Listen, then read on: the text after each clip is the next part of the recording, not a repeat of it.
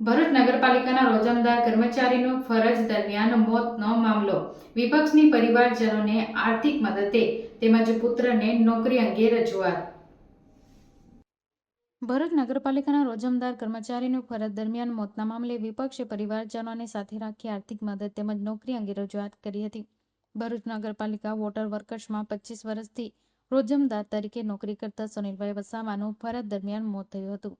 તેઓએ મોત બાદ પરિવારજનોને મદદ માટે આદિવાસી સમાજે પાલિકામાં રજૂઆત કર્યા બાદ આજરોજ પુનઃ મૃતકના પરિવારજનોએ પાલિકા ખાતે વિપક્ષ સાથે રજૂઆત માટે પહોંચ્યા હતા, જેમાં વિપક્ષના નેતા શમશાદ અલી સૈયદ, દંડક હેમેન્દ્ર કોઠીવાલા સહિત અન્ય સભ્યોએ પાલિકા પ્રમુખ વિભૂતિબા યાદવ, ચીફ ઓફિસર તેમજ શાસક પક્ષના નેતાને મૃતકના પરિવારોને યોગ્ય આર્થિક મદદ તેમજ પુત્ર જે પાલિકા નોકરી આપવા માટેની રજૂઆત કરી હતી.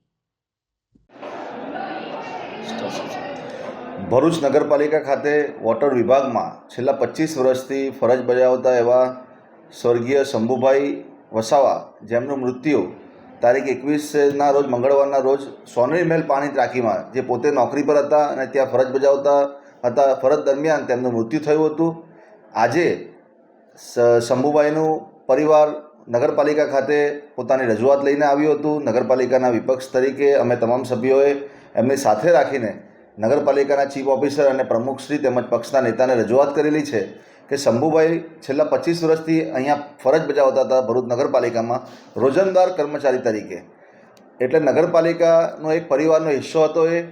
એટલે એમના પરિવારની માંગ છે કે તેમના પરિવારના એક સભ્યને નોકરી પર રાખવામાં આવે ભરૂચ નગરપાલિકામાં, તેમજ આર્થિક સહાય કરવામાં આવે. આજે નગરપાલિકાના અંદર ચીફ ઓફિસર, પ્રમુખ તેમજ પક્ષના નેતાને રજૂઆત કરેલી છે કે નગરપાલિકા તાત્કાલિક ધોરણે આર્થિક સહાય એમને પૂરી પાડે અને એમના પરિવારના, એમના દીકરાને નગરપાલિકા ખાતે નોકરી પર રાખવામાં આવે. કાયમી જે રીતે જે નગરપાલિકામાં કાયમી કર્મચારીઓ છે તેમને જે રીતે જે લાભ મળે છે એ લાભ રોજમદાર કર્મચારીને નથી મળતો. એટલે એ પરિવારની માંગ હતી કે અમારા એકને એક ઘરનું મોભ હતું શંભુભાઈ, જેમના જવાથી પરિવાર પર જે આફત આવી પડેલી છે અને એમની પાસે કોઈ બીજો સહારો નથી. એટલે નગરપાલિકા કહી શકાય કે રહેમ રહે એમના દીકરાને નોકરી પર રાખે અને આર્થિક સહાય આપે એવી નગરપાલિકાના વિપક્ષ તરીકે પણ અમારી નગરપાલિકા ખાતે માંગ છે અને આ માંગ સંતોષવામાં વહેલામાં વહેલી સંતોષવામાં આવે એવી અમે આજે રજૂઆત કરેલી છે. જો આ નગરપાલિકા એને સ્વીકારે નહીં તો આગળ પછી અમારે કાયદાકીય રીતે પણ જવું પડશે. હું દીના શંભુભાઈ વસાવા, મારા ઘરવાળા છેલ્લા 25 વર્ષથી ભરૂચ નગરપાલિકામાં કામ કરે છે અને ચાલુ નોકરીએ ત્યાં એમનું મૃત્યુ પામેલ છે. અત્યારે હું મારા હક માટે ભરૂચ નગરપાલિકામાં આવી છું અને મને સંતોષકારક જવાબ નથી મળ્યા. એ લોકો હજુ વિચારવાનો ટાઈમ મળે જ તો 25 વર્ષની મારા ઘરવાળાની નોકરી ક્યાં ગઈ? આજે મારા ઘરવાળા એક કમાવાવાળા હતા, હવે મારી પાછળ કોઈ નથી, મારા એક છોકરો છે. તો મને નગરપાલિકાએ 25 વર્ષમાં આપ્યું શું?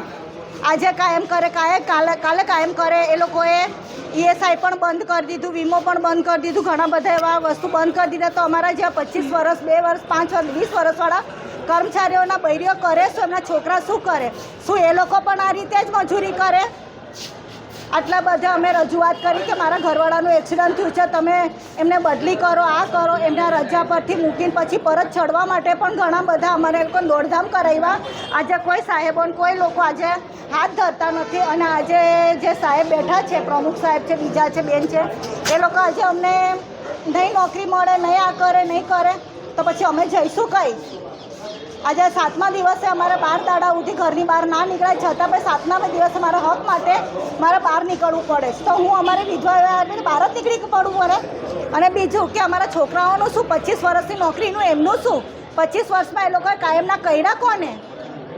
25 વર્ષમાં એમને કર્યું શું નગરપાલિકા? ખાલી મજૂરોને કામ જ પેલા ગધડાની જેમ કામ જ કરાવડાવ્યા કર્યું. આજે મારો છોકરો છે, એને તો નોકરી મળવી જોઈએ કે નહીં? અમને કંઈ આર્થિક સહાય મળવી જોઈએ કે નહીં? અમને કશું મળ્યું નથી. અને મારું તો એટલી જ અરજ છે તમને લોકોને કે અમને ન્યાય મળે, મારા છોકરા નોકરી મળે. અને બીજું કે આ 25 વર્ષનું આજે મારું છે, ઘણા બધા છે.